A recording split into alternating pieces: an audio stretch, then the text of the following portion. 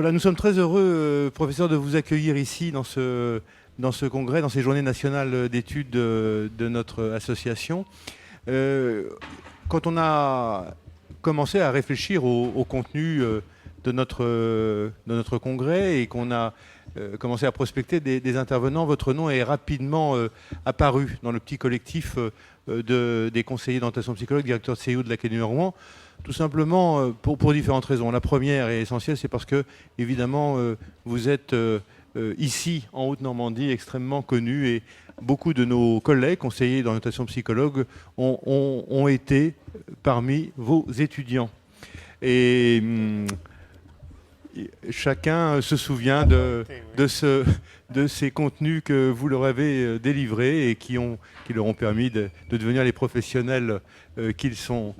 Je voudrais simplement introduire en quelques mots votre propos en disant que quand nous avons réfléchi à ce thème réseau, je ne reprendrai pas les propos très éclairés du président Ocar tout à l'heure qui a parlé abondamment et très bien de ce thème.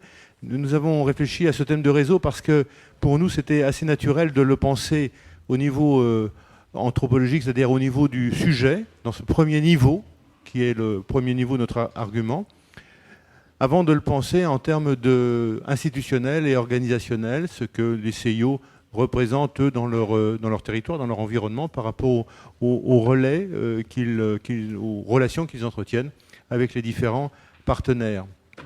Alors pour nous, évidemment, cette dimension, cette problématique du sujet dans un système de relations souvent bien sûr complexe, avec au sein d'une famille, au sein de l'école, au sein d'une génération, eh bien nous savions que c'est des sujets que vous avez souvent parcourus dans votre enseignement, dans vos travaux de recherche, et notamment dans la dimension interculturelle. Alors quand nous avons pris contact, je crois qu'on n'a pas mis longtemps d'ailleurs à se mettre d'accord sur le sujet. En fait, ce que je viens d'expliquer, ce que je vous ai raconté il y a quelques mois, a tout de suite fait écho chez vous, et vous avez rapidement saisi que, en effet, votre présence était tout à fait pertinente dans ces journées d'études par rapport au thème que nous avons choisi. Voilà, je voudrais corriger une petite coquille qui s'est glissée dans le document de présentation de notre congrès. Vous êtes bien professeur émérite de l'Université de Rouen, mais vous n'êtes pas membre de l'association internationale Interaction de la psychanalyse. Non, pas encore. Pas encore. Voilà, c'est votre collègue Jean-Pierre Camiagnac, et il y a dû y avoir un copier-coller malheureux, donc vous nous pardonnerez cette petite erreur. Voilà. Merci. Vous me faites signe 10 minutes avant la fin. Voilà. Alors, au niveau du temps que nous pouvons vous offrir, qui est bien court, on en a conscience. En effet, votre conférence, voilà, c'était 14h. 14h. Normalement, nous devons enchaîner avec un forum, une table ronde, à 15h15. Mais écoutez, on prendra le temps qu'il faudra. 45 minutes, ce sera bien. Bien, merci. Vous m'entendez? Non, je n'ai pas l'impression que ça. Ça y est, oui. Bien, bonjour. Donc, bon, je n'ai pas l'impression qu'il m'a. Oui. Bonjour à ceux qui n'ont pas été mes étudiants aussi. Merci aux organisateurs. Donc, c'est à la fois plaisant de venir dans une journée avec les conseillers d'orientation psychologue, de venir au Havre, puisque c'est l'université qui est directement reliée à Rouen avec Caen. On vient... On t'entend pas bien. Ça va mieux marcher comme ça. De venir au Havre, qui est l'université qui est directement en relation dans le cadre de ce qu'on appelle la communauté d'université avec Caen, etc. Donc, je suis venu plusieurs fois au Havre, c'est toujours avec plaisir, surtout quand il y a du soleil, donc c'est sympa. Petite annonce personnelle, si le clown est dans la salle, j'ai déjà eu affaire à elle. Donc, non, elle n'est pas là? Bon. C'est vendredi, non, parce que la dernière fois... Voilà, parce qu'elle m'avait donné du jus d'orange, mais qui était un peu sûr, donc je préférerais... voilà, devant 200 personnes, on ne peut pas dire non, je ne vais pas boire la cuillère de jus d'orange, mais franchement, c'était un peu... Voilà. Mais en même temps, dans ce que j'ai prévu de présenter. Je ne parle pas de jus d'orange, mais on ne sait jamais. Voilà. Bien, donc, comme indiqué dans la plaquette des journées, l'idée du réseau s'inscrit, je reprends le texte, dans des formes de coordination et de collaboration inter- et intra-institutionnelles. Et il a été ajouté que cela va de pair avec un souci de réduction des coûts, mais en ce qui me concerne, je ne vais pas aborder cette question du budget. Mon propos sera plutôt de questionner l'utilité du réseau. Et puis, en préparant, en fait, je suis allé un peu plus loin que ce que j'avais annoncé.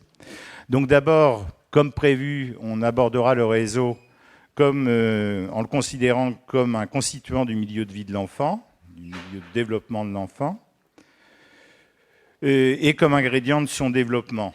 On pourrait même généraliser en disant que ce réseau, c'est un constituant du milieu de vie de la personne tout au long de la vie. Ce n'est pas seulement chez l'enfant. Et le développement, vous savez depuis longtemps que ça ne concerne pas que l'enfance. Et les quelques retraités qui sont dans la savent qu'on se développe encore. Voilà. On fera, en parlant de ce réseau, on fera une distinction entre ce que j'ai appelé la vision externe et la vision à la première personne. La vision externe, c'est plutôt celle, je dirais, de l'administrateur qui va faire un panorama des différents services qui sont autour de la personne. Et la compréhension à la première personne, c'est un peu plus délicat parce qu'il s'agit de se demander comment la personne se situe relativement à ce réseau, dans quelle mesure elle a conscience de l'existence du réseau. Je vous donnerai quelques exemples qui vont ouvrir la deuxième partie d'ailleurs. Il faut ajouter, pour que vous compreniez le type de référence que j'ai choisi d'utiliser, que depuis 4-5 ans, j'ai la charge de mission du handicap à l'Université de Rouen. Bon, en dehors du fait que c'est un boulot qui n'est pas désagréable, il a un avantage, enfin pour moi, il a un avantage tout à fait intéressant, c'est que je rencontre des étudiants qui spontanément me racontent, ils sont à l'université, donc ils ne sont pas franchement en échec scolaire, on est d'accord là-dessus, mais ils me racontent leur parcours. Et après avoir enseigné pendant 40 ans, ils auraient dû me le raconter avant.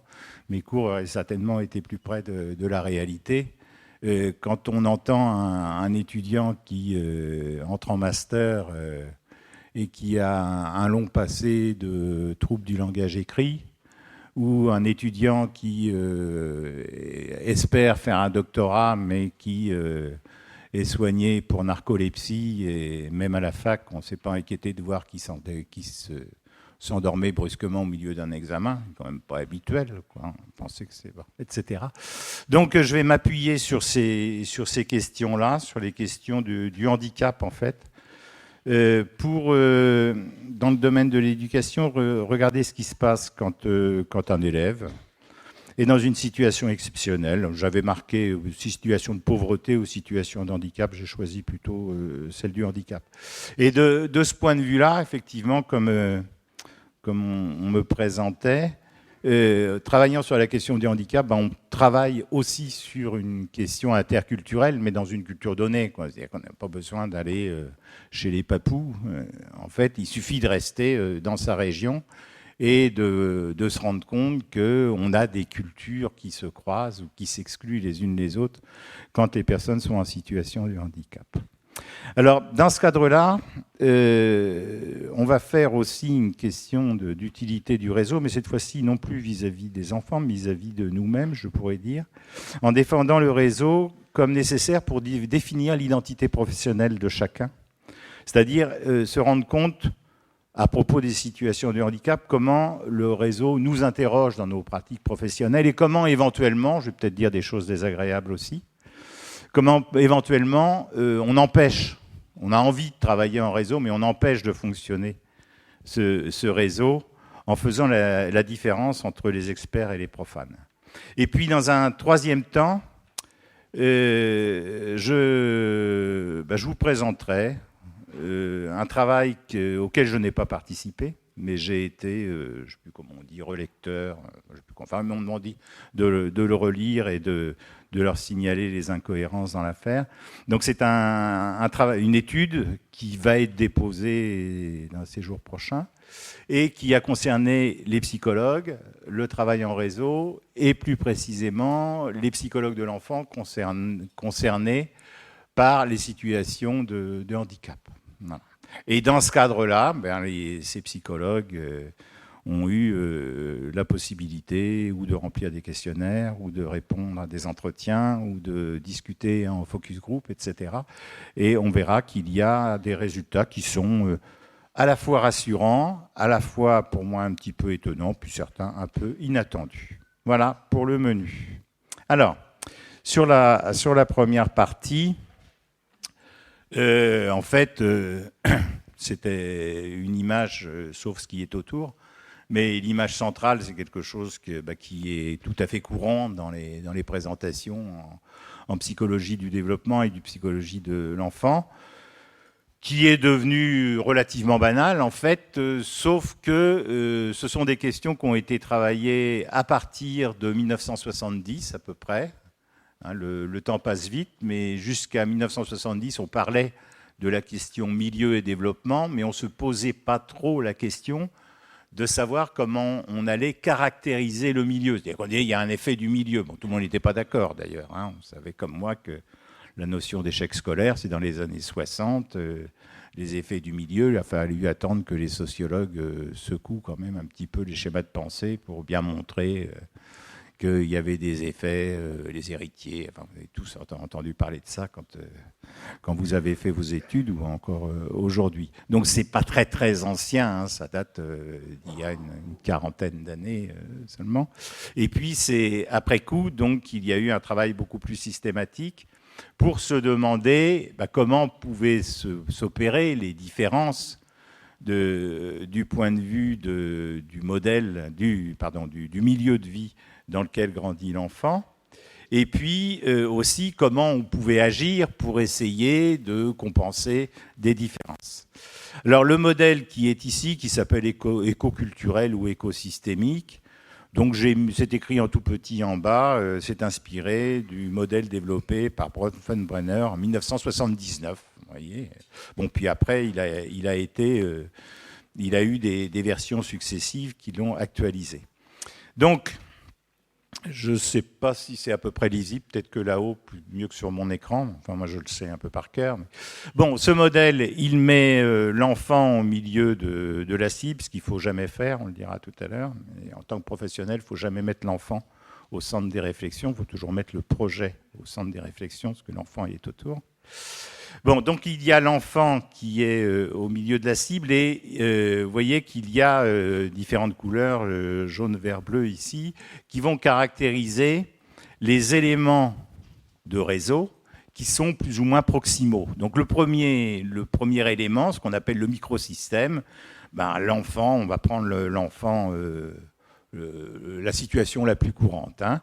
Donc l'enfant, il est dans une famille avec des parents. Éventuellement, il y a une famille élargie, ce qui se fait pas beaucoup. Il peut y avoir des fratries, il peut y avoir des amis. Bon. Donc, je vais expliciter la logique de l'affaire sur cette première partie. Après, on pourra la dupliquer. Donc, qu'est-ce qui va faire la différence ici ? Il va y avoir la différence par le fait que les parents ne vont pas nécessairement, dans la vie de tous les jours, montrer par les actions qu'il y a des personnes qui sont des amis. Il y a des gens qui rentrent dans la maison, il y a des amis, il y a des copains, c'est pas pareil. Il y a le facteur, en principe c'est pas pareil non plus, mais on fera pas de commentaires, etc. Et comment l'enfant va pouvoir se rendre compte à travers les discours et les pratiques qu'il y a ici, la manière dont les personnes se parlent, se saluent, abordent des questions ou pas des questions, etc. Qu'il y a des liens particuliers entre les parents et ces personnes-là, qui ne sont pas n'importe qui, puisque nous, on les appelle adultes, on les appelle les amis. De la même manière, dans la famille élargie, ils vont peut-être pouvoir ne pas faire la différence entre la mamie et puis la jeune fille au père, principe, ils n'ont pas le même âge. Enfin, bon, hein, cas de figure. La jeune fille au père, au début, ne fait pas partie de la famille. Après, il faut voir. Voilà. Et puis, il y a les fratries. Il y a beaucoup de situations. En plus, en Haute-Normandie, on est un peu friand de ces situations bizarres depuis longtemps. Si on veut comprendre quelque chose au fonctionnement normand, il faut quand même lire d'à peu près Maupassant, Flaubert, quand même. Hein, parce que, voilà. Alors, on dit que c'est de l'histoire, en écho à ce que... On dit que c'est de l'histoire, mais c'est toujours de l'actualité, bien évidemment. Donc, on a ici un premier élément, le microsystème, qui est directement, on pourrait dire, à portée de main de l'enfant, et qui va plus ou moins de l'intérieur, c'est ça que j'appelle la première personne, qui va plus ou moins lui donner les clés pour comprendre comment est organisé ce premier élément, que les parents parlent aux amis du fait que le gamin, pourquoi moi, a eu une réaction bizarre au dernier vaccin, mais en principe, ils ne vont pas raconter la même chose au facteur. Enfin, celui de mon quartier, en tout cas, on ne lui dit pas ça. Voilà, comme ça. Dans mon quartier, on respecte les distances sociales. Voilà. Il y a des choses que sait la grande sœur, il y a des choses que ne sait pas la petite sœur, enfin, etc. Donc, tous ces éléments-là, ça va permettre à l'enfant, donc il ne va pas formaliser ça en termes de réseau ni en termes de système, mais ça va mettre une organisation autour de sa personne. Et on peut déjà imaginer, selon les modes de fonctionnement familiaux, les différences qui peuvent apparaître selon la façon justement dont sont signifiés ces éléments-là. Alors si on passe au mésosystème, donc c'est un modèle qui n'est pas strictement francophone, hein, eh bien, mais bon, la garderie, les organismes communautaires, donc nous on dirait autrement, le voisinage, l'école, donc sont les organisations locales, les organisations régionales. Bon, il y a beaucoup d'endroits où il y a, presque dans tous les endroits, maintenant c'est devenu systématique d'ailleurs, même pour les parents c'est même quelquefois un peu catastrophique, on a l'impression qu'ils repassent le bac. Mais quand il s'agit de confier l'enfant à la crèche, il y a une période de familiarisation qui peut être probatoire. Il y a que si le gamin piaule toujours, au bout d'un certain temps, il ne peut pas aller à la crèche. Bon. Ça me paraît un peu étrange. On pourrait peut-être aménager le système de la crèche, mais enfin bon, peu importe. Dans ces situations-là, ça veut dire qu'on a imaginé le passage entre le microsystème et le mésosystème.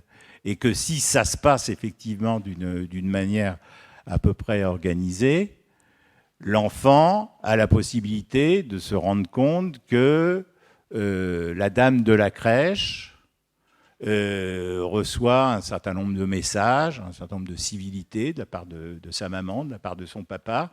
Ils ont l'air d'être en confiance avec elle, que manifestement, il doit pouvoir aussi donner au moins crédit à ce milieu-là. Et puis, si on continue mon exemple, il va passer 2 ans, 3 ans à la crèche, puis il va aller à l'école maternelle. Il y a aussi des communes, beaucoup par les réseaux petite enfance, il y a des communes où il a été pensé qu'à la fin de la crèche, enfin le dernier trimestre de la crèche, le dernier mois de la crèche, les enfants vont aller faire des excursions dans l'école maternelle. Puis après, de l'école maternelle à la grande maternelle, ils iront passer une journée à la grande école. Et puis, les instits se connaissent, enfin les profs des écoles, pardon, se connaissent, elles se font la bise, tu vas bien, machin, t'es venu avec les petits, etc. Bon, le gamin se rend compte qu'il doit vraisemblablement y avoir des liens entre la garderie, l'école, il doit y avoir des liens de continuité, ces gens-là, ils se connaissent, il y a un cahier qu'on redonne à maman, etc. D'accord ? Alors imaginons maintenant, concernant l'école, pour prendre la situation inverse, je vais reprendre l'exemple que je donnais toujours à la fac, mais là on est arrivé trop tard ce matin. Si on était arrivé un tout petit peu plus tôt ce matin, vers 8h à peu près, on aurait certainement croisé une équipe de femmes de ménage, essentiellement des dames, de femmes de ménage qui étaient en train de nettoyer l'amphi, qui finissaient de nettoyer l'amphi et qui allaient reprendre le bus pour partir dans les immeubles qui sont sur le nord du Havre. Ces dames-là, nécessairement, elles ne seront pas à la rentrée de l'école. Elles ne vont pas accompagner leurs gamins à l'école. Elles ne vont pas voir les instits. et pourraient espérer les voir à la sortie de l'école, mais à la sortie, c'est l'heure où elles vont revenir. Vous allez les voir revenir tout à l'heure. Hein, pour être ici vers 5h moins le quart, 5h, elles vont repartir des Hauts, du Havre vers 4h. Donc ces femmes, eh bien, en fait, elles n'ont pas de possibilité matérielle, par leurs conditions de travail, n'ont pas de possibilité matérielle de pouvoir voir les profs. Les profs, ils ne viennent jamais. Bon, enfin, vous connaissez cette série tournelle-là. Si on se met du côté de l'enfant, de l'élève, il y a les situations où il y a les parents qui viennent donner des informations à l'instit, qui ne disent pas forcément tout, parce que même tout petit, le gamin dit qu'il n'y a pas besoin de dire que j'ai eu la colique. Hein, bon, hein, pour apprendre à lire, pas besoin de savoir ça. Donc, voilà. Bon, mais il peut quand même voir le type de continuité qu'il peut y avoir entre le milieu familial, le milieu scolaire, ce qui se dit dans l'école, ce qui se dit dans la famille. On va lui apprendre des choses qu'on ne répète pas trop à l'école, enfin, etc. Et dans l'autre situation, ce sont des mondes qui sont un petit peu plus étanches, quoi, si vous voulez. Hein. Le gamin peut avoir l'illusion d'être un peu un paquet qu'on dépose à la crèche tôt le matin, qu'on reprend tard, qu'on prend à l'école, enfin, etc. Voilà, c'est ça l'idée de comment le réseau peut être décrit de l'extérieur en disant, dans notre système, les gamins vont en crèche, sont dans les réseaux petite enfance, le gamin va à l'école. Et puis l'école elle-même, alors si on monte encore, si on va dans l'exosystème, l'école, elle dépend de la commune qui entretient les locaux, qui paye un prof de musique, un prof d'anglais, enfin, etc., en plus des profs qui sont ici. Et puis, si on monte encore, on va dire que l'école, on en parlait ce matin, elle véhicule un certain nombre de valeurs, elle véhicule un certain nombre de normes, un certain nombre d'idéologies. Et là, on est dans le macrosystème.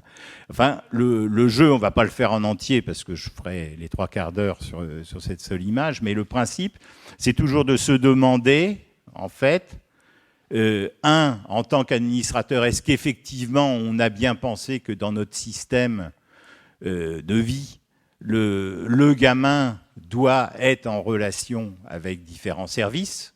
Donc si on prend ce qu'on évoquera tout à l'heure des situations de handicap, on va se poser la question, l'enfant à peine né, j'ai marqué ici les réseaux de périnatalité, c'est-à-dire qu'il n'y a pas beaucoup de familles, il n'y a pas beaucoup de dames qui vont accoucher, et qui imaginent que la manière dont elles sont accueillies et soignées est pensée dans le cadre de ce qu'on appelle un réseau de périnatalité, où il y a des pratiques communes, etc. Donc on est, comme on le disait ce matin, les réseaux sont très très présents autour de nous. Mais j'ai perdu le fil de ma phrase. Oui, il y a des réseaux qui sont, dans un réseau de périnatalité, voilà, c'est ça. Si, dès le début de la vie, on se rend compte que l'enfant présente un trouble, donc que virtuellement, il va se retrouver dans une situation de handicap, bien, on va... moi, j'ai fait ça pendant longtemps en service de médecine néonatale, en consultation. On avait l'habitude de dire aux mamans, pas dès le départ, mais quand on les revoyait, de leur dire vous n'avez surtout pas téléphoné à la crèche en disant que vous rendiez la place que vous aviez retenue. Parce que c'est souvent des choses que les mamans ne confirmaient pas, le fait qu'elles avaient prévu d'amener le gamin quand il aurait 2 mois, parce que le gamin avait un trouble quelconque. Donc on se dit, non, quand on est dans notre organisation, les services petite enfance sont en mesure de prévoir l'entrée d'un enfant avec un trouble dans une crèche. Et puis on évoque assez tôt le fait que cet enfant, il pourra être scolarisé, on verra sous quelle forme, etc. Donc ça, c'est la façon dont on le voit un peu de l'extérieur, en se disant, quand on vit à l'heure actuelle en France, on peut aller dans une crèche, dans une école, chez une nounou, etc. Et puis, il peut y avoir, je ne vais pas vous commenter toutes les petites images que j'ai mis autour, mais il peut y avoir des réseaux qui ont été constitués et qui vont justement pouvoir intervenir d'une manière ou d'une autre pour aider ces gamins. Ça, c'est la vision un peu externe de l'affaire. On a bien fait son boulot quand on n'a pas oublié de décrocher son téléphone pour prévenir le coordinateur du réseau petite enfance, pour prévenir l'assistante de service social de quartier, enfin, etc. Mais ensuite, la question qu'on a à se poser, c'est comment, dans chacun des cercles, quel type de relation ont été établis pour que l'enfant puisse ou pas se rendre compte qu'il a affaire effectivement à des gens qui travaillent de manière coordonnée ou bien à des gens qui sont indépendants les uns des autres. J'ai un exemple qui m'avait beaucoup amusé, et puis, bon, il ne va pas concerner directement les personnes qui sont ici, mais j'avais trouvé assez savoureux d'un lycéen, il était en première à l'époque, un lycéen en situation de handicap, et je ne sais plus dans quel cas on l'avait rencontré, enfin bon, peu importe, et il nous expliquait que, oui, ça s'était bien passé, moi d'une manière générale, il y avait eu des bonnes relations entre le collège, le lycée, le centre dans lequel il recevait des soins, ça marchait bien. Voilà. Et puis, j'ai plus le souvenir très très précis de comment avait évolué la rencontre ou l'entretien. Mais au bout d'un moment, il nous a expliqué qu'il y avait quand même quelque chose, qu'il avait eu un peu de mal à vivre, mais il s'en était débrouillé. C'était l'assistant de vie scolaire. Parce que l'assistante de vie scolaire dans le lycée, d'abord, elle avait vraisemblablement pas tout à fait bien compris sa fonction. Donc en fait, quand la prof regardait au tableau et que les élèves faisaient des bêtises, l'assistante de vie scolaire allait dire à la prof, c'est machin, etc. Alors évidemment, ça retombait sur le gamin, il disait ton assistante de vie scolaire, c'est un traître, enfin, etc., etc. Bon, ça, il n'appréciait pas trop. Et puis, en fait, il trouvait qu'il y avait beaucoup de situations où il pouvait en faire l'économie. Donc, comme c'était déjà le temps de l'informatique, où les élèves reçoivent l'information, etc., par Internet et tout. En fait, il a envoyé des messages à l'AVS en lui disant que le prof serait absent, que le cours était déplacé, etc. Hein. Puis après, il négociait ça avec les copains de la classe, les copains et les copines qui l'attendaient à l'entrée du lycée, parce que l'accessibilité était moyenne. Si vous voulez retrouver sa classe, c'était quand même pas facile. Hein. Alors c'était intéressant d'abord de voir comment des jeunes peuvent utiliser d'une manière astucieuse le système, mais surtout que personne ne s'en était rendu compte. Parce que, c'est ce qu'on va évoquer un petit peu plus loin, l'assistante vie scolaire a une telle place dans le réseau que le prof, ça ne l'étonne pas que l'assistant ne soit pas là, je ne sais pas comment on dit maintenant, le conseiller des études, enfin je ne sais pas quoi, le surveillant général, je ne sais plus comment on les appelle. Ah ben voilà, c'est comme ça, c'est les mêmes. Bon, voilà. Et il ne peut pas s'en rendre compte non plus. Et puis comme, en fait, ça ne dépend pas exactement de la même administration, ça pouvait passer tout à fait à côté. Voilà. Donc, il faut essayer de regarder à l'intérieur de ces affaires-là. Alors, le deuxième point que je voulais évoquer, c'était les questions d'identité professionnelle dans le cadre des réseaux qui sont mis en place quand il y a des situations de handicap. Alors d'abord, un petit rappel, on a normalement on n'a qu'un, mais il existe toujours quand même, un peu partout, deux approches du handicap. Une approche qu'on appelle biomédicale ou individuelle, qui considère que la situation de handicap est une situation qui concerne les caractéristiques propres de la personne. C'est la personne qui est handicapée, en fait c'est son déficit qui crée son handicap. Donc, je parle dans l'approche biomédicale, une petite image que je n'ai pas mise ici, mais on prend une image d'une personne en fauteuil roulant, on met un escalier, puis on marque bureau de vote, on demande pourquoi la personne ne peut pas aller voter. Vous demandez ça, les gens qui sont plutôt référés à l'approche biomédicale, il est paralysé, il ne peut pas aller voter. Voilà. Et puis les autres, ils vous disent, il ne peut pas marcher, donc il ne peut pas aller voter, puisqu'il ne peut pas monter les escaliers. Ça, c'est ce qu'on appelle une approche individuelle du handicap. Ce sont les caractéristiques propres de la personne. Et puis l'autre approche, qui est l'approche actuelle, officielle, c'est l'approche sociale du handicap, Ou cette fois-ci, avec le même schéma, la personne dit il ne peut pas aller voter parce qu'on n'a pas prévu l'accessibilité. Il est au pied d'un escalier, il n'y a pas de monte handicapée, il n'y a pas d'ascenseur. On n'a pas eu idée de mettre un bureau de vote au premier étage, etc. Et puis après, on peut aller du côté d'une approche des droits en disant c'est inadmissible parce que dans le cadre de la citoyenneté, le vote, c'est un droit. Donc la personne ne peut pas aller voter parce qu'on ne respecte pas le droit des personnes handicapées. Voilà. Donc on a deux approches, une approche plutôt individuelle et une approche plus sociale. Et aujourd'hui, on pourrait dire, aujourd'hui depuis 10 ans au moins, et avec des annonces depuis les années 75, on fonctionne avec une approche du handicap qui est une approche sociale. C'est-à-dire que le handicap, c'est ce qui va limiter la participation sociale des personnes du fait de troubles, de déficits, de maladies ou de je ne sais quelle situation. Là, on dispose, là aussi, de modèles pour comprendre la situation du handicap, pour comprendre comment le développement humain peut s'organiser dans le cadre d'un processus de production du handicap. Alors, il y a beaucoup de choses dans ce modèle. Je vais vous l'expliquer un peu dans les grandes lignes et vous montrer qu'on ne peut travailler avec ce modèle-là que si on travaille en réseau. Sinon, c'est impossible. Alors, dans ce modèle, l'handicap résulte de la conjugaison, de l'interaction entre 3 grands types de facteurs. Il y a des facteurs personnels, c'est le grand carré en haut à gauche. Il y a des facteurs environnementaux, ce qui est en haut à droite. Et il y a ce qu'ils appellent les habitudes de vie.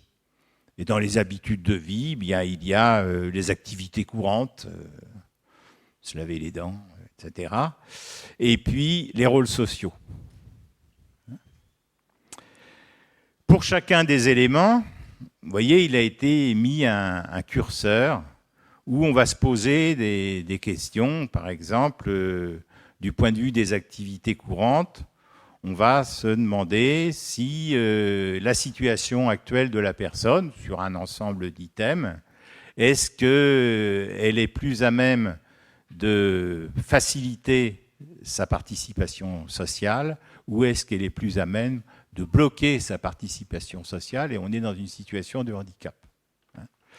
Pour expliciter ce que je dis en solidarité avec les gens juste plus vieux que moi, vous avez certainement tous, par vos parents, vos amis, etc., entendu des situations qui vous paraissent inadmissibles et qui sont tout à fait du type de la limitation de la participation sociale. Moi, j'ai un vieux voisin, depuis tant, il est vieux forcément, donc un voisin qui avait annoncé quand j'aurai 90 ans, j'aurai en maison de retraite. Bon, il l'avait dit à tout le monde, donc il ne pouvait pas faire autrement. Donc à 90 ans, il est parti en maison de retraite, mais il est en forme pour 90 ans. Hein. Mais il conduit, il gère son fric, il a une copine. Il n'y a rien d'étonnant. Regardez. Oui, il a une copine. Il s'en est retrouvé une. 88, je crois, ils se sont rencontrés. Voilà. Bon, etc. Bon. Il est rentré dans la maison de retraite. Puis on l'a revu un peu plus tard. Il dit, ça va bien ? Oui, ça va. Mais ils ne m'ont pas donné le digicode. Comment ça, vous ont pas ? Ah non.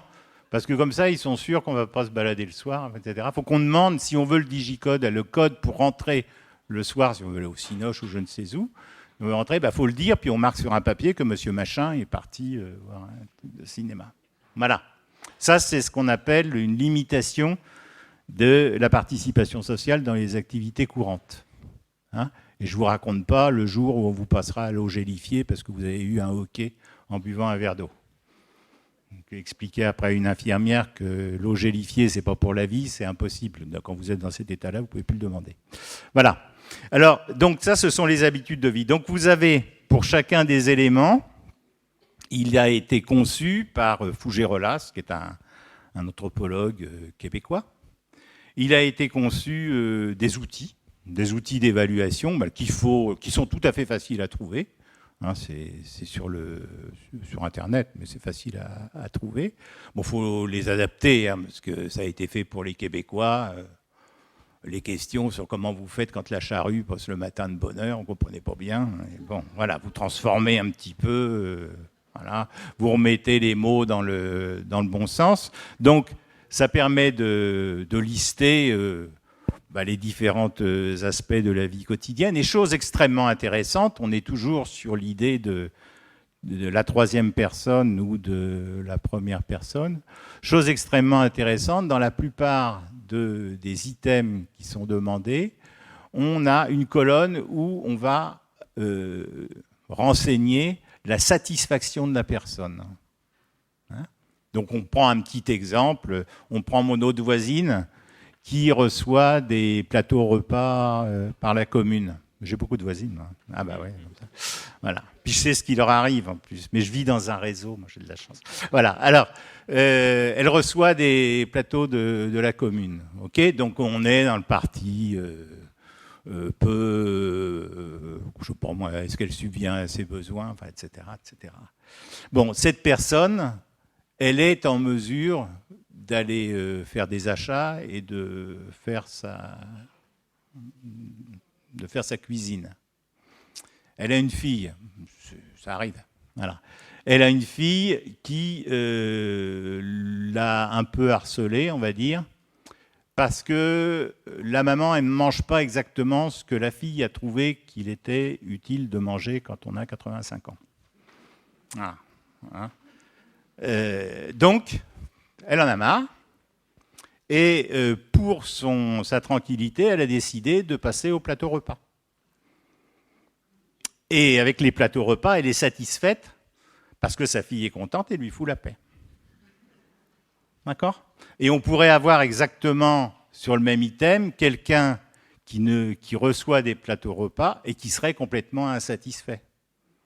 Hein, parce qu'il n'aime pas la bouffe qu'on lui apporte, parce que le jeune homme qui amène le truc ne reste pas assez longtemps pour papoter, enfin j'en sais rien, enfin des tas de choses comme ça. Donc il y a cet item sur la satisfaction, donc on va se poser toujours la question non seulement de ce que nous on peut répondre, on peut demander à l'assistant social, l'assistant de vie, etc., mais aussi ce que la personne va pouvoir répondre.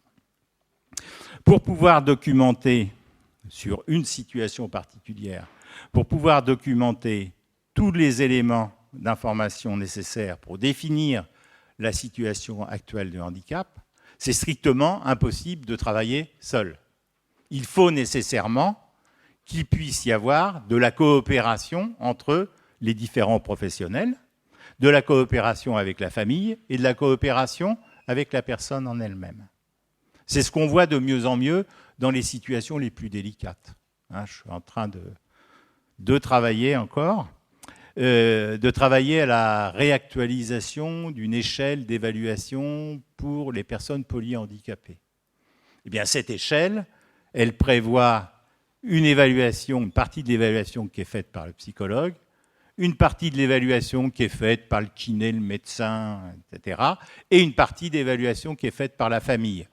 En l'occurrence, on ne va pas faire l'évaluation par la personne polyhandicapée, puisque si vous connaissez la définition du polyhandicap, elle n'est pas en mesure de répondre directement. Mais on va avoir les trois éléments, puis après, on va pouvoir les comparer, les juger, les croiser, etc.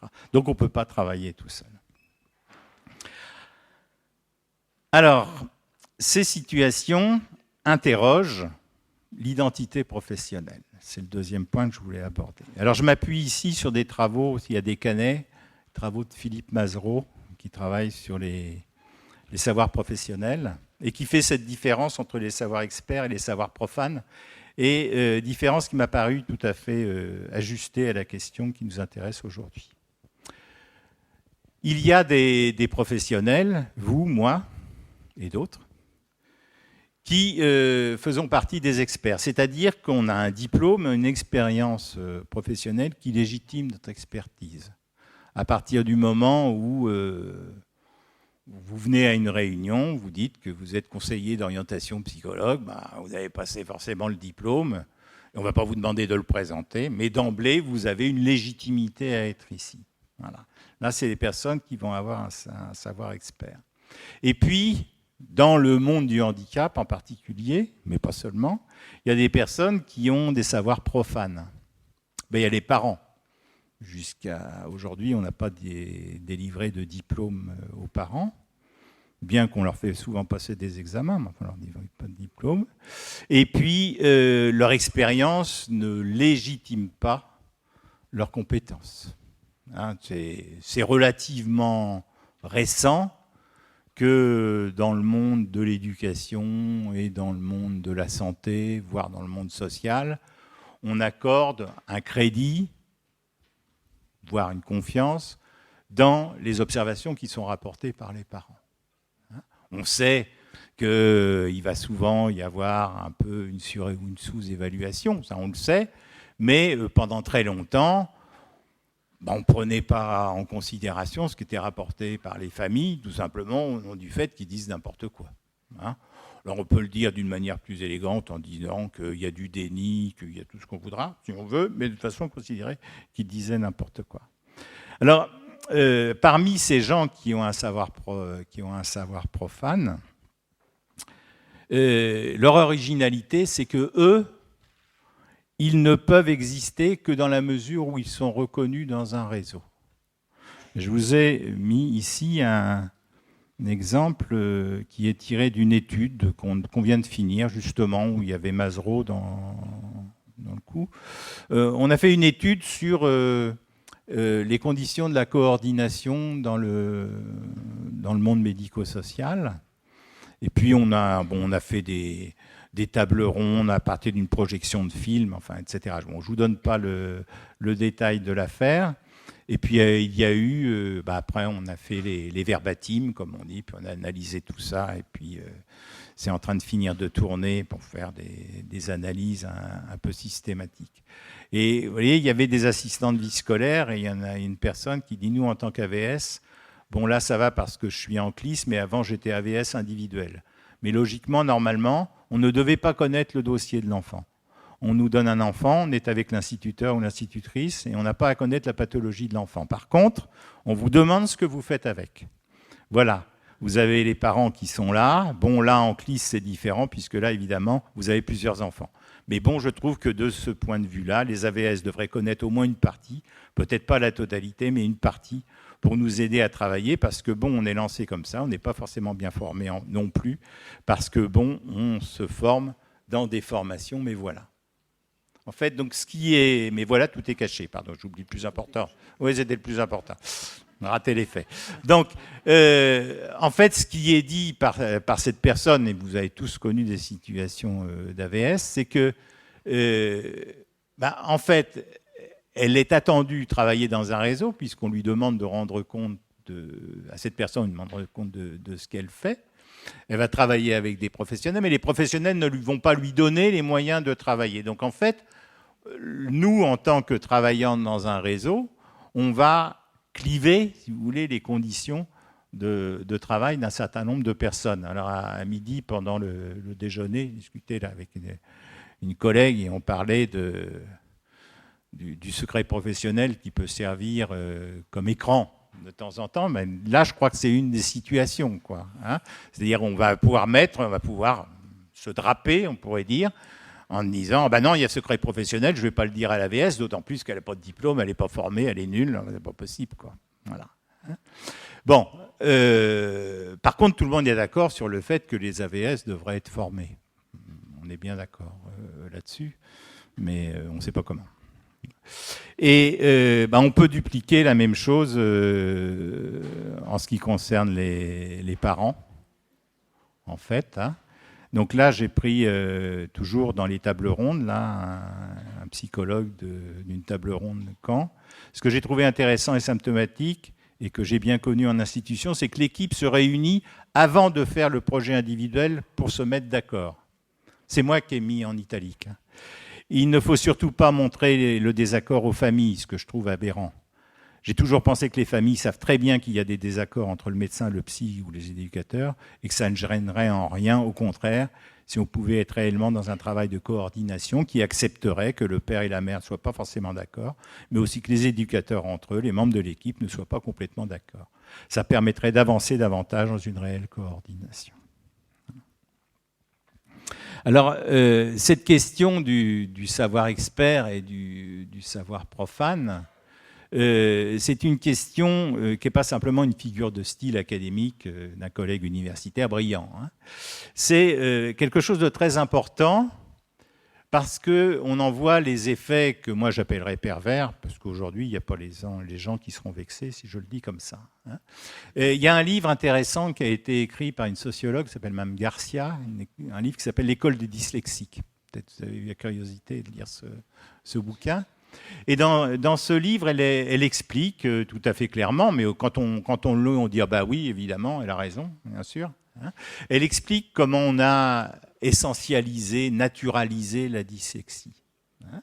C'est-à-dire que, pour ce qui concerne notre pays, mais on n'est pas les seuls, bien sûr, quand il y a un enfant qui présente des difficultés notoires dans l'apprentissage du lire et de l'écrire, nous, on l'envoie à l'hôpital. Moi, ça m'a toujours étonné, mais on l'envoie à l'hôpital. Voilà. Il va aller à l'hôpital, il va rencontrer des pédiatres, des neuropédiatres, des orthophonistes, etc., qui vont faire un diagnostic, qui vont définir qu'il y a, pour mon exemple, qu'il y a une situation de dyslexie. Et ils le font avec l'expertise et la légitimité de l'hôpital, de la médecine. Enfin, on ne peut pas trouver plus légitime dans notre organisation sociale. La conséquence de l'affaire, c'est que quand le gamin revient avec le certificat médical, eh bien le pédagogue est tenté de dire « je ne peux rien y faire puisque c'est médical ». Donc jusque-là, on comprend bien. Hein, on est un peu comme tout à l'heure quand on se drapait dans le secret professionnel. Ce qu'on comprend moins bien, mais c'est parce que j'ai mauvais esprit, ce qu'on comprend moins bien, c'est au nom de quoi un médecin va donner des indications pédagogiques.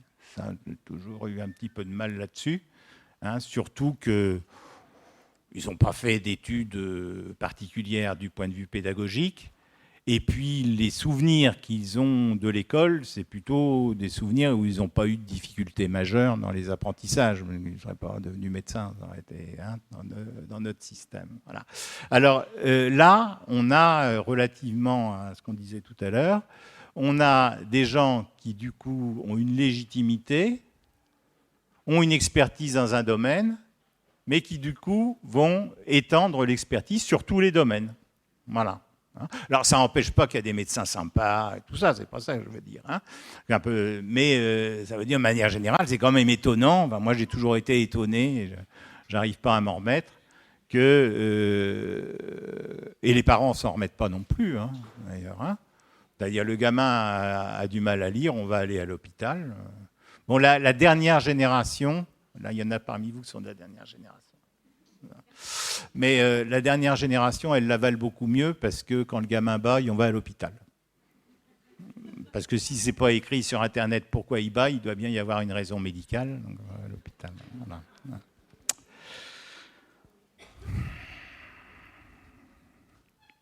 Alors, cela dit, soyons un peu positifs. 10 minutes, c'est bon ? Oui, ça ira.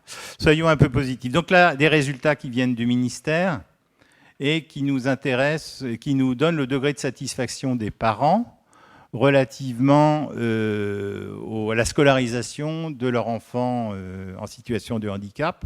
Donc dans ce schéma, vous voyez, il y a des enfants qui sont nés en 2005. L'étude est sortie en 2015, donc ils ont dû être interrogés en 2013. Donc les gamins avaient, je ne fais pas l'opération, voilà, 8 ans. Et puis les barres oranges, c'est les gamins qui étaient nés en 2001. Donc ça permet de voir quels sont les effets de la loi de 2005, quoi, grosso modo. Hein. Donc on voit qu'on a des effets positifs puisque on a un nombre beaucoup plus important pour tous les troubles concernés. On a un nombre beaucoup plus important de parents qui se déclarent satisfaits du choix d'établissement qui a été fait pour la situation de leur enfant. De la même manière, quand on voit vis-à-vis de l'enseignement qui est reçu par le gamin vis-à-vis du trouble, ben on voit là aussi, donc là on a seulement les résultats pour les enfants qui sont nés en 2005, 2006, etc. Donc on voit qu'on a un nombre relativement satisfaisant. Il y a du côté, ben il est parti, mon homologue, j'ai compris qu'on avait le même nom avec le monsieur ce matin. Ça, à peu près, oui. Pas le même prénom quand même. Ah, c'était un B, j'arrivais pas à lire. Puis il avait le rhume, donc je savais pas. Donc, donc du point de vue du ministère, c'est tout à fait intéressant. Bon, maintenant, si on regarde un petit peu les deux dernières lignes, on voit que, bon, néanmoins, il y a beaucoup moins de parents d'enfants en situation de handicap qui se déclarent très ou assez satisfaits que de parents dont les enfants ne sont pas handicapés. À propos du parcours de scolarisation, eh bien, en fait, les parents sont présents. Hein, je reprends une phrase là, dans un bouquin. Les parents sont bien présents, mais ils ne maîtrisent pas toujours le jeu des négociations, de l'orientation et du parcours. Ils se positionnent comme acteurs et non comme décideurs. Dans l'enquête de l'ADEP 2015, donc je sais pas, vous êtes comme moi, vous ne lisez pas ça tous les matins. Enfin, donc il y a un résumé qui est largement diffusé, puis après on peut avoir les informations plus détaillées, entrer dans les différents tableaux, enfin, etc. Donc on voit qu'il y a quand même un nombre relativement important de parents. Alors c'est dépendant des troubles des enfants, mais on a un nombre relativement important de parents qui ne savent pas ou ne comprennent pas quelles sont les modalités, les raisons et les modalités de compensation qui ont été mises en place à l'école. Ils ne voient pas bien pourquoi le gamin travaille, écrit sur ordinateur, ils ne voient pas bien pourquoi... vous comprenez ce que je veux dire, je ne donne pas plus de détails. Du côté des familles, même si, comme je viens de le dire, ils sont souvent un petit peu mis à l'écart, il y a des réseaux associatifs qui fonctionnent assez bien, mais par rapport à d'autres pays, alors on cite toujours le Québec comme s'ils étaient extraordinaires. Moi, je dis toujours, oui, ils sont formidables, mais regardons quand même ce qu'ils ont fait aux Indiens. Puis après, ça les calme un petit peu. Bah oui, parce qu'on explique. Voilà. Bon, donc, cela dit, ils sont formidables. Voilà. Donc, dans un certain nombre de pays, les mouvements concernant les handicaps sont unitaires. C'est-à-dire que quand ils vont défendre les droits des personnes handicapées, ce sont simultanément des sourds, des aveugles, etc., des parents d'enfants sourds, aveugles, etc., etc. En Europe, c'est beaucoup plus rare, et en France, c'est pas du tout. D'ailleurs qu'en France, vous avez l'association des paralysés de France qui vient d'abord, parce que une grosse audition, comment dire, ils sont facilement reçus au ministère. Voilà. Puis après, vous avez l'ADEPA pour les sourds, puis après, vous avez les aveugles, et puis alors, quand vous arrivez... aux enfants avec troubles attentionnels, il n'y a plus de place. Voilà, Et ça fonctionne d'une manière spécifique, c'est-à-dire chacune des associations est persuadée que les demandes qu'elle pose sont des demandes spécifiques qui ne pourraient pas être valables pour le trouble qui est celui de l'autre enfant. Donc si je synthétise l'affaire, tout ce qu'on vient de, enfin pas tout ce que je viens de dire, mais une partie de ce que j'ai dit constitue des obstacles pour coordonner en réseau, pour travailler en réseau, donc il y a l'hétérogénéité des savoirs et des légitimités. Après, j'en ai pas parlé, mais on peut le citer, la succession des différentes interventions, chaque fois qu'on passe, quand on passe d'un domaine à un autre, entre l'éducatif au sens éducation spécialisée, le scolaire, le médico-social et le judiciaire, ne fonctionne pas exactement de la même façon. La superposition des champs d'intervention et le temps de latence entre les décisions, le temps d'attente qu'il faut pour une consultation médicale, la MDPH, les inerties institutionnelles et individuelles. Je parlais de dyslexie tout à l'heure. À chaque fois qu'on rencontre des parents, Ils ne comprennent pas, là j'ai mis un semestre, mais quelquefois ils disent que c'est plus long, hein. Ils ne comprennent pas pourquoi il faut 6 mois pour qu'une adaptation pédagogique soit mise en place. C'est vrai que de l'extérieur, on ne peut pas comprendre. Quand on est dans le système scolaire, on comprend effectivement qu'il y a de l'inertie dans ce grand bateau. Le manque de temps institutionnel pour construire une identité commune d'équipe pluriprofessionnelle, et puis le manque de formation au travail en réseau, c'est-à-dire qu'on a parlé des AVS, mais dans votre formation, vous n'avez peut-être pas eu beaucoup de temps, moi je pense que ça va être assez proche de zéro d'ailleurs, d'enseignement théorique et pratique sur la manière dont s'organise du travail en réseau et comment ça se pratique. Je ne crois pas qu'il y ait eu beaucoup de temps là-dessus. Le dernier point, s'il me reste 2-3 minutes, ça va aller. Donc le dernier point, c'est l'étude dont je vous parlais. Donc c'est une recherche-action sur le GEVA. Vous avez entendu parler du GEVA qui est utilisé dans les MDPH. Et sur le volet psychologique de l'enfance, c'est une étude qui a été soutenue par la Caisse nationale de solidarité active. Elle est partie, Marie, je crois. Alors l'objectif, c'était de dégager les représentations et les connaissances des psychologues de l'enfance au sujet de la répercussion des lois handicap sur leur pratique de l'évaluation psychologique, les connaissances des psychologues, plus particulièrement sur le volet 5 psychologique, les représentations des psychologues à propos des MDPH et de leurs partenaires institutionnels, c'est pour ça que j'ai pris cette étude, et les besoins et attentes des psychologues dans les pratiques d'évaluation telles qu'elles ont évolué ces dernières années. Alors, ils ont pratiqué 11 focus group d'équipes de MDPH avec des psychologues, 39 entretiens individuels de psychologues, donc il y avait des psychologues scolaires, des conseillers psychologues, j'ai oublié orientation, des psychologues hospitaliers et des psychologues libéraux, 264 comptes rendus d'évaluation psychologique ont été étudiés et 207 questionnaires ont été envoyés et étudiés auprès des MDPH. Les résultats, ça va aller assez vite, mais c'est intéressant à mon avis. D'abord, il n'y a pas de différence majeure en fonction du domaine d'activité des psychologues, que ce soit des psychologues hospitaliers, libéraux, de l'éducation nationale, etc. On n'a pas de différence majeure. Hein, comme on dit quand on fait un peu de recherche, les différences ne sont pas significatives, il faut vraiment gratter pour en trouver. Il n'y a pas de différence non plus par rapport au fait qu'ils participent ou non aux évaluations psychologiques des MDPH. C'est-à-dire que tous les psychologues ont pu se prononcer relativement à la question, même s'ils ne sont pas concernés directement par le volet 5 psychologique du GEVA. Il y a un seul psy, ça c'est étonnant, sur 39. Il y en a un seul dans les entretiens, qui est de plus un psychologue dans un cabinet libéral, qui indique une évolution de la définition du handicap.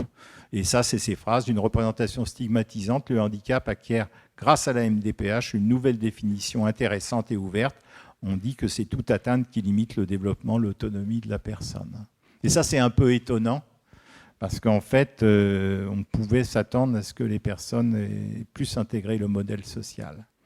En ce qui concerne les bilans, la majorité des psychologues, c'est une large majorité, hein, c'est pas 52%, c'est une large majorité, considère que la conclusion est un élément essentiel du bilan et que cette conclusion doit rendre compte des préconisations envisagées pour l'enfant, que ce soit en termes d'aide, d'orientation ou de compensation. Et ça, c'est tout à fait intéressant. Je trouve que relativement à ce qui est... Alors, mais il y a beaucoup de variance, hein, comme on dit, hein, dans les comptes rendus. Alors, il y a des résultats inattendus, c'est-à-dire qu'il y a des psychologues qui font des comptes rendus à la MDPH en une page, et des comptes rendus qui sont quasiment des formulaires, qui mettent deux, trois chiffres et puis une phrase. Et puis une chose qui est assez étonnante dans ces situations demandées par la MDPH, il y a un usage systématique de la WISC sans que les psychologues en aient justifié l'intérêt. Bon, bien compris. Dans les entretiens, ça revient, on ne voit pas bien pourquoi. Pourquoi ils ont fait passer WISC, je ne sais pas. Si on résume, Les psychologues de l'enfance se sont relativement ajustés aux prérogatives de la loi de 2005, bien intégré l'affaire. Cependant, ils sont quand même plus référés au modèle individuel médical qu'au modèle social. C'est-à-dire que les définitions qu'ils donnent du handicap, c'est plutôt des caractéristiques de la personne qui forment le handicap plutôt que les situations dans lesquelles sont les personnes. Ils sont assez distants vis-à-vis des réseaux et de la coordination. Donc eux aussi, ils se posent des questions sur... alors ils ne disent pas qu'il ne faut pas dire, mais ils se posent des questions sur quelles sont les informations qu'ils vont pouvoir mettre à disposition de l'AVS, etc. Et là, il y en a quelques-uns qui disent on ne doit rien dire au nom du secret professionnel, les autres... Et puis, ils se posent des questions sur la coordination. Beaucoup de personnes pensent qu'on devrait créer un corps de métier de coordinateur de réseau. Parce qu'ils disent on ne peut pas être à la fois partie prenante et coordinateur. On essaye de faire du travail de coordination, mais ça nous met dans une position inconfortable vis-à-vis de l'institution. En conclusion, quand on se pose la question du réseau, il est important donc de se la poser aussi à la première personne, c'est-à-dire du point de vue de l'élève, de parents, du professionnel, et pas simplement, et j'ai rien contre les inspecteurs et tout ça, hein. Bon, l'affaire, c'est leur boulot. Mais le dire, c'est pas satisfaisant en première intention de dire il y a ce qu'il faut dans la région, il y a ce qu'il faut dans ma circonscription. Il faut se demander vraiment comment c'est vécu par la personne. Comment ce réseau va induire un bien-être ou du mal-être pour l'élève et pour chacun des acteurs. Là, je n'ai pas le temps de détailler, mais dans les parcours que racontent les étudiants en situation de handicap, ils ont été maltraités. Voilà, on va le dire comme ça, ils ont été maltraités par tout le monde. Pas seulement les enseignants, mais c'est quand même étonnant puisque vous êtes dans l'orientation. On a des étudiants qui sont là j'en ai vu un il n'y a pas longtemps qui entre en Master 2 d'histoire, un autre qui est en sciences du langage, un troisième qui est en biologie, en Master. Ils ont en commun d'avoir été orientés vers un bac professionnel. Ah ben oui. Ils avaient demandé autre chose, les parents avaient demandé autre chose. Il y en a même un, il a fait un bac, moi j'ai toujours pas compris ce que c'était. Je ne sais plus, ce bac professionnel, service agricole, je n'ai pas bien compris ce que c'est. Voilà. 15, moyenne au bac 15. D'accord ? Donc là, il dit, on a eu beau demander, de toute façon. Voilà.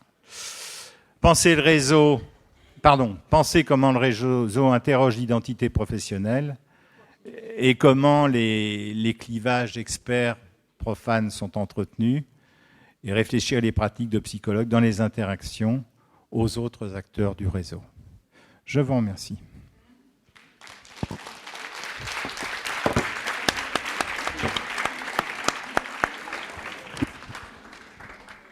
Merci, Monsieur Mélier. Est-ce qu'il y a des questions dans la salle ?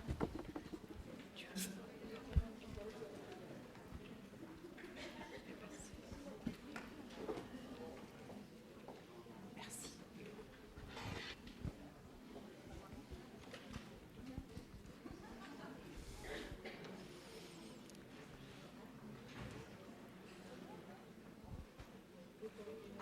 Une petite question ?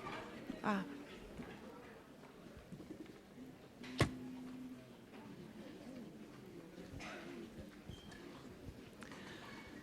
Je m'excuse par avance de ma question. Je voudrais savoir ce que c'est que ce schéma, s'il vous plaît. Là ? Oui. C'est un réseau. Oui, je m'en doutais un peu, mais est-ce que c'est quelque chose de particulier ou... Non, c'est... Pardon, c'est un réseau tel que le conçoivent les mathématiciens. Donc c'est une formalisation d'un réseau. Mais moi, je trouve que c'est joli, c'est tout. Voilà. Donc il y a des formules mathématiques derrière. Merci. Non, mais vous avez raison de poser les... Vous pouvez faire l'exercice d'aller sur Google Images, marquer réseau, vous allez voir ce qui sort. Quand vous avez tous les réseaux d'entreprises, les petits bonshommes avec le rouge au milieu, En bas de page, vous trouvez les réseaux mathématiques. Enfin, je ne suis pas mathématicien. On ne va pas en donner une définition. Une autre question?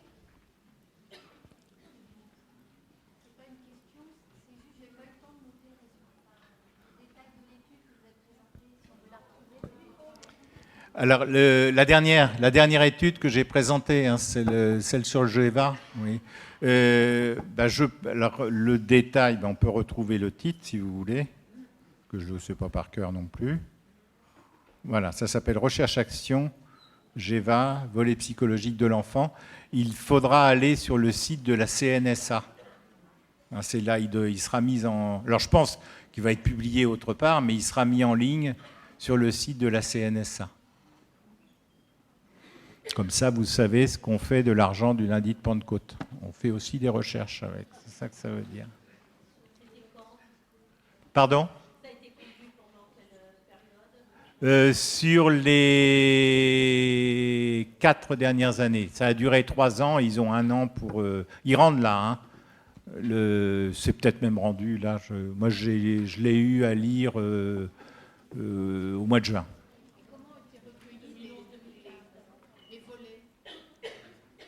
Alors ils avaient passé, donc ça a été assez compliqué à mettre en œuvre. Ils ont travaillé avec des MDPH et ils ont donc il y a eu tout un ensemble de précautions du point de vue de l'éthique et de la déontologie, bien évidemment. Donc ils ont recueilli des évaluations psychologiques où sont anonymés les noms des gamins. Donc c'est comme ça qu'ils en ont eu, je ne sais plus combien, il y avait 264 évaluations hein, dans différentes MDPH partenaires. Ensuite, les psychologues ont été contactés sur certaines régions. Donc il y a une partie qui est dans la région parisienne, et l'autre partie, je me demande si c'est pas en Bourgogne. Je ne suis pas très sûr.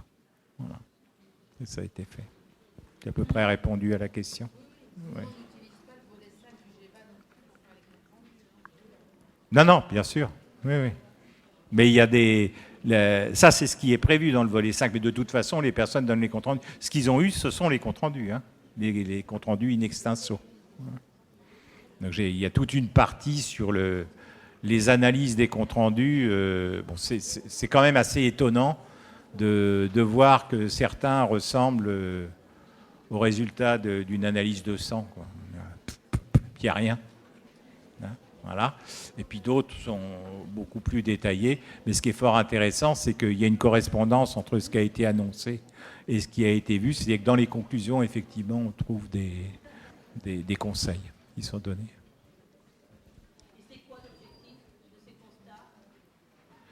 L'objectif, c'était de se demander justement comment les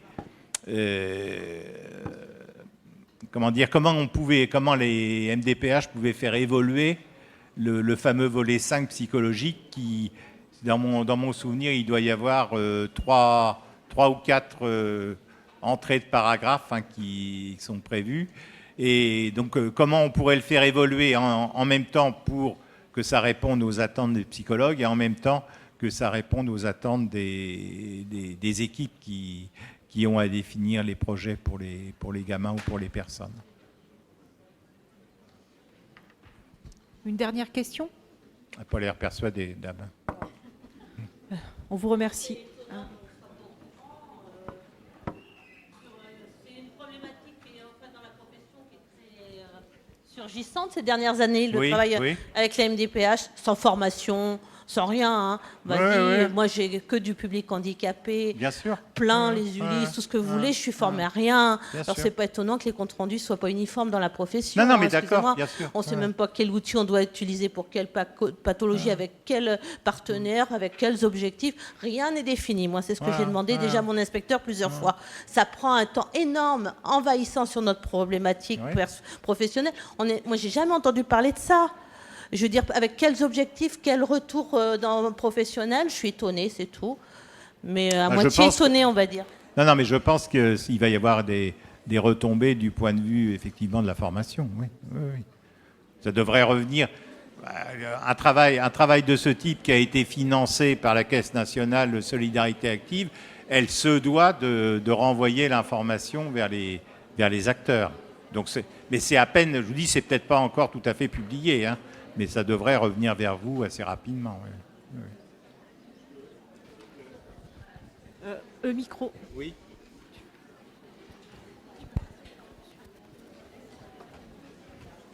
Une dernière question là avant de Bonjour. conclure. Jean-Louis Dormois, je suis COP. Alors à l'inverse, je ne comprends pas la collègue, parce qu'on est psychologue de l'orientation. Moi, j'ai été parfaitement formé pour faire des bilans psychologiques avec les scolaires, du collège au lycée, éventuellement jusqu'aux étudiants, à l'INETOP au CNAM. Entre 2002 et 2004, on fait des bilans de très bonne qualité. Simplement, la question, elle n'est pas sur le contenu des bilans, le choix des outils. Pour répondre à la question de la WISC, c'est évident, parce que c'est très corrélé avec ce qui se passe à l'intérieur de la classe, avec les enseignements disciplinaires. Il y a certaines échelles de la WISC qui permettent, sans prophétiser des choses, mais de repérer, ou en tout cas de faire des diagnostics assez précis sur l'adaptation en termes scolaires, sur le plan disciplinaire. Voilà pourquoi, assez systématiquement, les psychologues utilisent la WISC. Mais pas simplement pour ça, parce qu'on pense aussi aux psychologues scolaires, qui sont des collègues qui interviennent en EPE, on leur facilite le travail. On sait très bien aussi qu'ils ont besoin de résultats suffisamment objectifs. On pense aux conditions de lisibilité des conclusions du bilan. Donc évidemment, on sait que ça fait partie des outils d'un examen clinique, mais on n'utilise pas uniquement la WISC. À titre personnel, je peux utiliser un PM38, une échelle d'adaptation scolaire, une ECS ou d'autres choses. Donc les pratiques, elles sont très variables entre les psychologues, hein. On est d'accord, hein. Donc je ne me retrouve absolument pas dans ce que dit la collègue. D'autre part, je crois que le problème, il est dans l'inflation des bilans depuis la loi de 2005. On ne l'avait pas vu venir. Il se trouve que je pense qu'on confère des droits aux individus, mais que derrière, on n'assume pas. Et on n'assure pas à la fois sur le plan financier, c'est-à-dire l'adaptation en termes de, vous le citez à travers des exemples, des cas d'orientation. Il faut qu'on assume aussi la loi qu'on a votée en 2005. Si on confère des droits, il faut qu'on assure derrière en termes d'accompagnement, mais aussi de choix d'orientation et puis d'ouverture sur l'ensemble des filières de formation. Quoi ajouter aussi? C'est l'inflation des bilans. Je crois qu'on maltraite. Moi, je pense que ce n'est pas le travail en réseau qui manque, puisque, comme vous le savez, il y a des réunions d'équipes de suivi de scolarisation. J'en parle d'autant plus facilement que je travaille beaucoup avec des élèves du LIS, de SECPA, etc. Et on se réunit très souvent. Les réseaux, ils existent. Simplement, il faut les investir, il faut être présent, il faut suivre les jeunes et les familles, aller chercher les gens. Donc, je ne crois pas que les réseaux, ils manquent de ce point de vue-là. On se réunit souvent dans les établissements. On invite même des personnes de l'extérieur dans les réunions d'équipes de suivi de scolarisation. Les réseaux, ils existent, il faut les faire vivre. Et enfin, c'est le nombre de bilans qu'on demande. Je prends l'exemple de jeunes, moi, qui sont passés depuis l'école maternelle. Je les récupère des fois en Ulysse, enfin avec les collègues PE, etc. Ils ont déjà fait 2, 3 bilans. Et à nouveau, les collègues de la MDPH me demandent de refaire des bilans tous les 2 ans. Je comprends, la collègue psychologue scolaire, elle veut des éléments objectifs, suffisamment fiables, entre guillemets, pour réétudier la situation. Et à nouveau, je vais revoir la famille en disant, et le jeune, on va refaire encore un bilan ensemble. Ça va être le 5e, 6e bilan. Ça, c'est de la maltraitance, effectivement, sachant que les résultats sont suffisamment stables dans le temps et on peut s'appuyer quand même sur un certain nombre de choses, même si parfois, il y a des choses qui peuvent évoluer sur le plan cognitif ou sur d'autres plans. Et là, pour le coup, il y a une véritable maltraitance, je pense, quoi. Je n'ai pas de commentaire particulier à donner. Oui, tout à fait. Bon, on va conclure. Merci, Monsieur Mélier, pour votre intervention. On va faire une petite pause de quelques minutes avant le prochain forum.